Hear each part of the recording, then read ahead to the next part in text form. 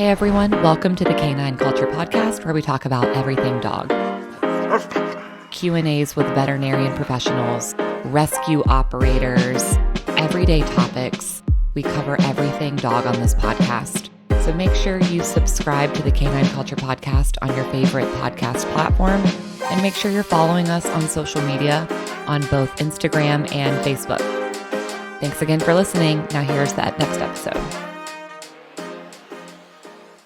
Hey everyone, welcome to the Canine Culture Podcast. This is your host, Brittany, and we have a special guest today. She is a repeat guest. Her name is Krystin, and we're going to be talking about rescue dogs.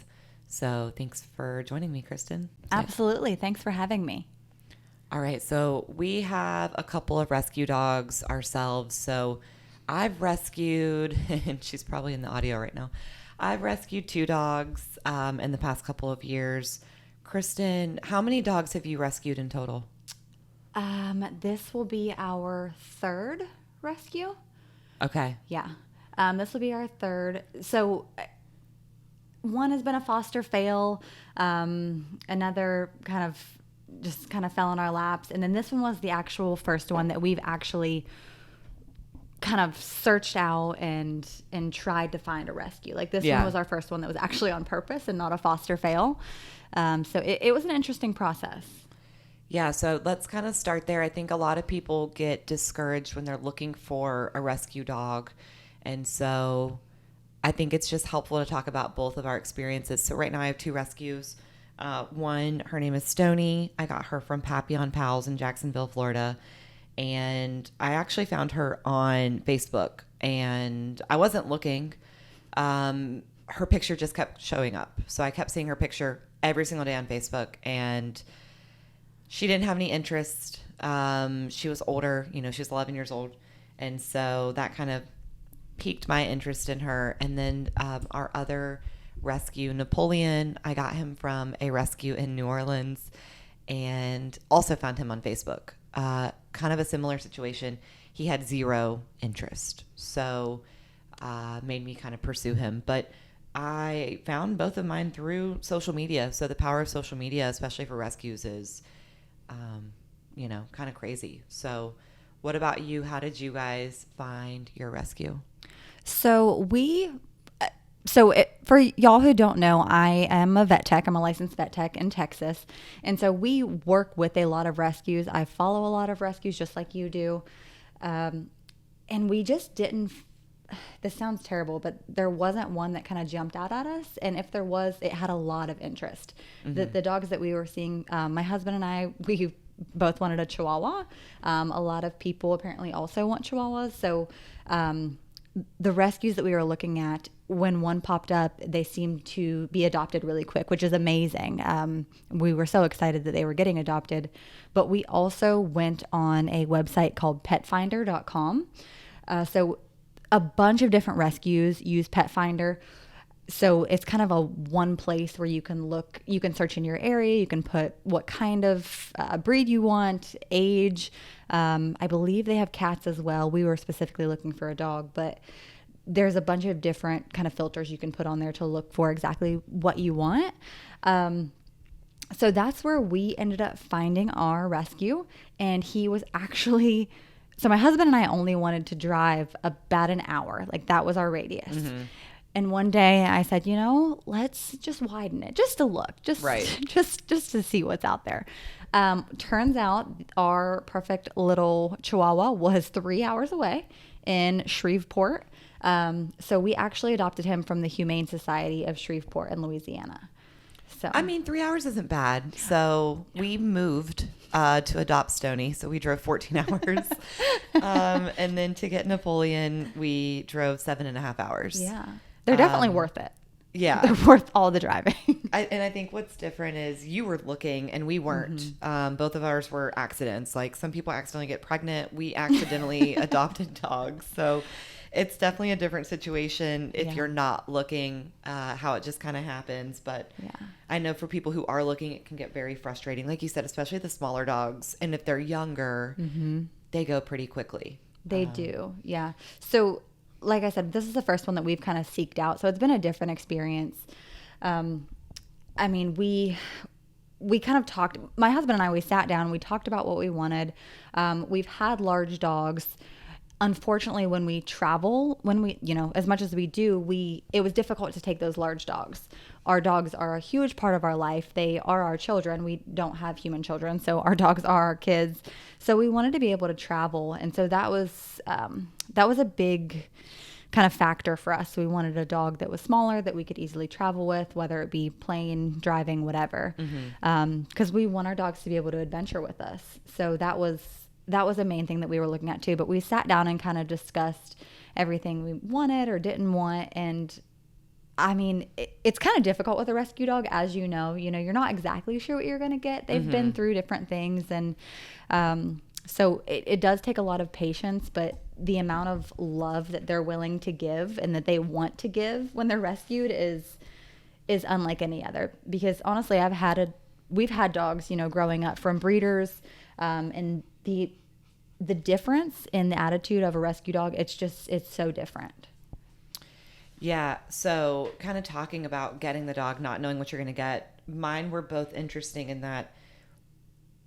So Stoney was known to be not very social, didn't really like humans, doesn't really care about dogs. They don't bother her one way or the other. And so that was a little bit different, and you're not sure how that's going to pan out, especially since she was a senior.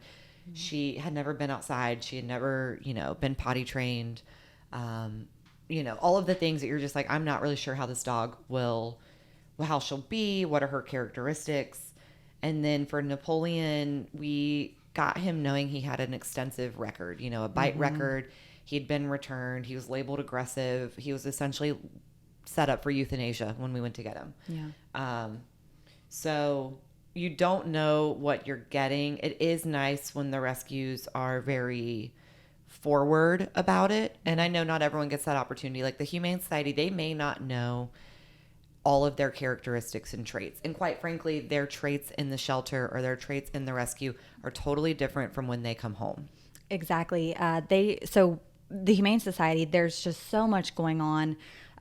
They were sweet enough to actually send me videos and pictures personally. And he was hiding under his bed when they went to send the videos. And I mean, he's a fairly outgoing dog. I mean, he's still a little bit nervous and it's going to take some time, but they also said that he was very picky about his food. They let us know that when he got home, he must have felt comfortable around us because he's eaten like a pig ever since. We have not had a problem with any of his food. He loves it. But yeah, if they're not in a home environment, like with a foster or something with the rescue, it's difficult to see exactly what you're going to get. I know that when we were doing our research, they did have the 3-3-3 rule. And so, the 3 days, just to kind of come out of their shell a little bit. And then 3 weeks, they start to feel a little bit more comfortable, but you don't really see their full personality and everything you're getting most of the time for about 3 months after you adopt or rescue. I would even say, depending on the abuse or the trauma or the situation they came from, it might be more than 3 months. Or put it differently, it might take them longer to kind of adapt to the dog you expected them to be or that you need or want them to be. And that's even affected, if they are reactive or if they have behavioral issues. So like for Stoney, I mean, we've had her now since 2019. So it's been 3.5 years, almost 4. Wow. And she still honestly doesn't really like people. She likes myself and she likes my husband, Nick. And that's truly it. She doesn't like people, and that's just who she is. But I mean, she travels well. She's adapted pretty well. She understands the house and the regimen. And then you have Napoleon, who we've got behavioral problems. And a lot of that is because at a very young age, the first 2 years of his life, he was abused. He was on a lot of drugs that we had to wean him off of. He still went through the withdrawals of those. He's got a lot of chemical imbalances, developmental issues, brain problems. And that's kind of things you just don't know what comes with that. And it's almost like having a child. Maybe if developmentally they're behind, you're not really sure what to expect. Yeah. You almost have to remove expectations. Absolutely. Yeah. There's no playbook with that. You don't have a guide for it. I mean, it's just kind of taking it day by day. And that's what you guys have been doing and doing an amazing job at it. And he's so lucky to have a family like y'all that are willing to take the time and have the patience. Because I mean, it does take those things when you're getting a rescue. So. Yeah. I think having patience when you rescue a dog, they're not going to come home and be another dog. If you had a dog in the past, they're not going to be like any other dog that you've had. Yep. And they don't know you, you don't know them. So I think patience is like the biggest thing when you rescue a dog. If you're not willing to be patient, give them time, whether it's, teaching them not to bite, teaching them not to pee in the house. It's going to take a lot of time. And I don't think some people get that. Some people get a dog from a rescue and a week later they're like, this dog pees everywhere. I don't want it. Yeah. And that's just not how it works. No, definitely not. And I know I mentioned Pet Finder before. And so that site, it also has filters as far as good with cats, pets that are good with dogs, pets that are good with kids. I would take all of those with a grain of salt. And still go slow. If it says that they're good with dogs, still take the precautions to, slowly introduce them. I mean, some dogs, you can't even introduce and you just have something that smells like them. And just putting that with the dog and, just being as safe as you possibly can with other dogs, other cats, other kids, with other people even, having guests come over, even if they're adults and they've been around other dogs, you never know what that dog has been through in the past, what could trigger. So you just have to take things a little bit slower. So just keep that in mind if anyone's looking to adopt through Pet Finder. They do have those filters, which are helpful, but I would definitely take them with a grain of salt. Yeah, even Napoleon, we spent about a year and a half, maybe a year.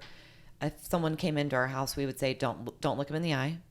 Don't touch him. Don't pet him. Don't put your hands anywhere near him. We just didn't want to take that chance for someone to get bit because maybe they looked a certain way. They smelled a certain way. They triggered something in him. Yeah. And so even now, I think most of my guests know not to really interact with him when they first come into my house. So that's kind of something we've adapted to. And so I think you also have to be willing to adapt somewhat to meet them where they're at. Absolutely. And so let's talk a little bit about, did you guys do anything to prep before you brought your rescue home? Did you change anything in the house? Did you set anything in your schedule? Like, did you guys do any prep work? We absolutely did. So we made sure that, so my husband, he only has off Saturdays and Sundays. So we drove up to Shreveport on a Saturday, knowing that we were not going to do anything on Saturday or Sunday. We were just going to give him time to decompress. We were there if he needed us there, but really just time for him and just kind of seeing how he was going to be. We did keep him separate from our other dog when we, first got here. Before he came, we prepped and had, like X pens or like round kennels. We had those outside and inside, just for safety measures. We had 4 different baby gates because we wanted him to be able to explore the house in different, areas and different smells, but in a safe environment. So we did all that. We also, it was a little bit of a prep, but, the shelter was actually, the Humane Society was nice enough to send us a blanket that he had been with. And so we kept that with him, just trying to keep something that was familiar. When we went to the Humane Society, we actually took our own like bedding, blankets, anything to make him comfortable. And we also set him up in a kennel on the way home. We weren't sure how he was going to react with the car. We made sure that we had literally all day to go up there and come back because we weren't sure if he was going to be sick, get car sick. We weren't sure. We just didn't know what we were getting into. Right. So we wanted to take all the precautions we possibly could to make him comfortable. But I think the biggest things were having things set up in the home. We already had all of the bowls, all of the food, everything that he could ever want. But I think the biggest thing was the safety. I think that was something that really helped us prep and to be able to slowly introduce the 2 dogs together.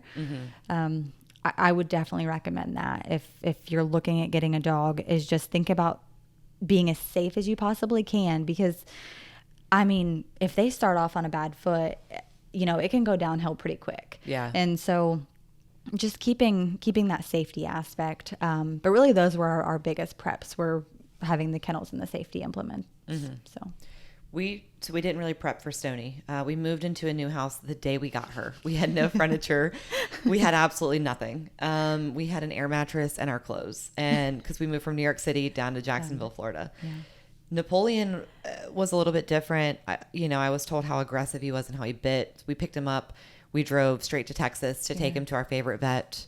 But with that, I rented or I should say I actually borrowed a kennel to keep him in, again, to keep him separate from the other dogs. I had 2 or 3 different muzzles to try on him. Just some different calming treats, some different things that maybe would work. But really having the vet appointment already set up, ready to go, knowing he was going to the vet the day after I got him. Yeah. And then when we drove back to Florida, I already had a trainer ready, had briefed her on his background. And so those were some of the things we did. And then, of course, once we got back home, we had different doggy gates for different parts of the house. We weren't sure how destructive he was, what he would get into. Exactly. We had bowls, and we had to switch those to puzzle bowls because we figured out, he eats too quickly. And a lot of that stems from the trauma of just not having food. So again, being highly adaptable to, okay, we got this, but now we have to go get this. Yeah. And so kind of moving forward with the progression. So I kind of talked about how it took Napoleon some time to kind of adapt and figure out he was safe. He didn't need to bite us. He didn't need to attack us. We do still have a few scenarios every now and again. What about for you guys? How many months are you guys into your rescue? We are about 3.5 months in, so we're still fairly new with him. Thankfully, he has gotten along very well with our other dog. We've actually been very lucky with that, because I know when we had our first foster fail, our Great Dane, we did have a lot of behavioral issues. So she was our foster fail. She was also deaf. She was living in a car. There was just a lot of things going on with her, and it was more of a learning curve. I feel like she tried to chew through our drywall. She did not really get along with our other dogs at first, and it took a lot more time and patience and consistency with her thus far than it has with Simon, our new rescue. We're still learning things every day. It's still going to be us learning about him learning about us. It's a continual process. So we are still learning the things he likes, the things he doesn't like. Even as an adult dog. So the shelter, the Humane Society said he was 4 years old. He might be a little bit older. We're not sure, but regardless, he's an adult dog. And so even trying, socializing him with you guys, taking him on short car rides, having his favorite toy or a blanket that, makes him feel comfortable while we're in those cars. Just trying to make sure that all of his experiences are good experiences. Right. Because again, we don't know what he's gone through. And so from this point forward, just making those good memories, making those good experiences, that's what we're aiming for. So he did have a vet appointment set up on the Friday after we got him. Now, he had went to the Humane Society's vet, right? So he had already had most of the things, but I just wanted a brief wellness check from, again, our favorite vet at neighborhood veterinary centers. We wanted Dr. Hansen to check him out. I wanted him to do kind of just a once over on him and make sure that everything looked okay. Everything was obviously up to date, and he's in great shape, which is awesome. But yeah, we're still new into this, and we're just taking it day by day. He's still a little bit iffy around men, and also big dogs we've found. But again, we've done everything as safe and as slow as possible. So we see those things before there is an attack or a fight or a big reaction that could hurt him, that could hurt someone else. So picking up on those small cues too that he's giving us, because dogs talk to us all the time. Right. We just have to kind of tune into that and listen and see their body language and things like that to really understand what they're telling us. Yeah. So. One of our favorite trainers back in Jacksonville, she says, never punish a growl. A growl's a warning. You're lucky if you get a growl. You don't punish a growl. And so he does. He gives that warning. He lets you know, hey, by the way, you're going to get bit if you keep this up. Yes. You did. So kind of last thing, you mentioned adopting an adult dog. And unfortunately, I think a lot of people are turned away from adopting an adult dog. Well, I want them as a puppy. I want to train them from the beginning. And I don't think people understand it's usually these adult dogs who have seen a lot, who have been through a lot, that need you more than the other ones. Yes. And not that anyone needs something more than another. Not that anyone's ever more deserving. But just that these dogs are often the ones that are overlooked. They will sit in shelters. They will sit in rescues. Ultimately, they're the ones that end up being euthanized. And I mean, people thought I was crazy adopting an 11-year-old, and she is now 14. She'll be 15 in a few months. And I don't regret it at all. There's nothing to regret about it, Yeah. So I really hope that if you're listening and you want to rescue, give an adult dog a chance. You don't always need a puppy, No, I mean, there's so many things too. I mean, obviously your adult dogs are going to have a vaccine series, but it's nowhere near as much as a puppy. That's something. A lot of puppies, they still go through chewing phases. They still go through socialization phases. Like, there's so much that still needs done with a puppy. There's still a lot of work. So if you're able to put in time and work into a dog, I would definitely recommend an adult dog, if not a senior dog. Like Brittany said, there's stuff that these dogs have seen and been through, and to give them the life that we're able to, and better than a rescue, better than a shelter, it's very rewarding too. Like you said, your dogs were overlooked multiple times. They didn't have visitors, they didn't have applications put in, so just being able to do that too is a reward in itself. But there's a lot of things. I mean Simon, we wanted an adult dog because, again, we knew we could give them a certain life.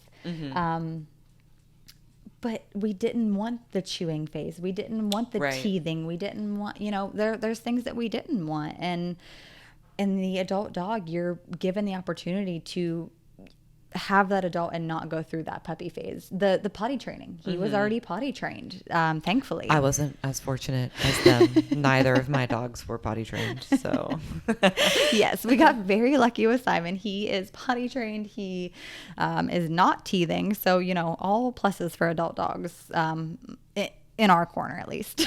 Right. But he still needs some work. There's no doubt that he still needs work. Every rescue is going to, whether it's a puppy, an adult, or a senior. Right. They're all going to need a certain level of work. But it's so rewarding. So rewarding. Yeah. Well, thank you, Krystin, for coming on, talking about rescue dogs.